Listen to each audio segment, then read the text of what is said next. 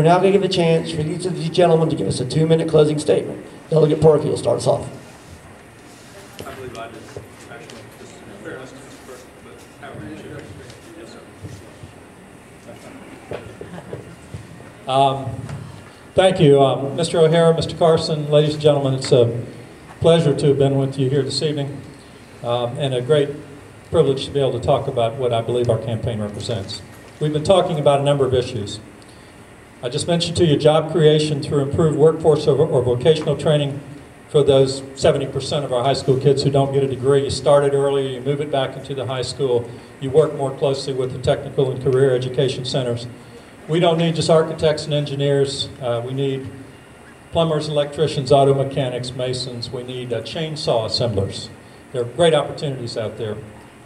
We've been talking about the great promise of being an industry leader. We haven't discussed it tonight. An industry leader in alternative wind energy, where in Hampton Roads we have the human and physical assets and the natural geographical location to be the center of this growing and promising field, and the positive impact it will have on tourism, the supply of Virginia's energy demands, and the environment. We've been talking about advocacy for the most fragile members of our society in a state where we shamefully rank in the bottom 10% of states' funding for human services. We have a moral responsibility to help those who, through no fault of their own, rely on us to help them meet life's challenges. And we've been talking about the obvious and pressing needs we have right now in transportation and the necessity for honest discussion, realistic funding choices, and the political courage to effect solutions. We can solve our problems if we move forward vigorously and expediently. If I have the privilege of representing you in Richmond, I pledge to you I will vote my conscience, face issues head on, always take the hard vote, serve a maximum of 8 years, and be a public servant devoted to representation, not my political career. Thank you. Delegate Purkey. Thank you very much, and thank you for the opportunity to be here tonight. And I especially thank our police officers in uniform today. You know, my daughter serves as a prosecutor. She goes into Norfolk each day, and she really addresses the violent gang, violent crime problem. She's prosecuted here in the beach as well. You know, in my family, we made sure one thing, that our family, every member of our family, gave back to the community.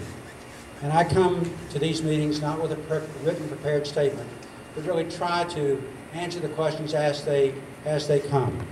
And ladies and gentlemen, nothing will get done at the state level unless we create new private sector jobs, unless we have a new dynamic economy that will compete in a global marketplace and allow us to create jobs that will allow us to be the type of country that we need to be. We have an amazingly resilient economy. We have an amazingly resilient population. But we have allowed ourselves at the state level, at the local level, at the federal level to live beyond our means. The bills are coming due. The bills have to be paid. Our port situation, I'm very much involved in this up to my ears. The pension situation, to make absolutely certain that we have solvency in our pension system. I bring the Virginia Housing Development Authority before our committee every year to make certain that the solvency is maintained. Some of you in this room are in real estate.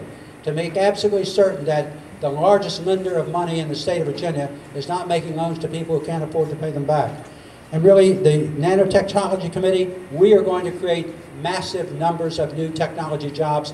Ladies and gentlemen, if we don't, the rest of the world will simply leave us behind, and we have to create the educated workforce to really man these jobs. I thank you for the honor of representing you. It's a humbling and humbling experience. Thank you so very much.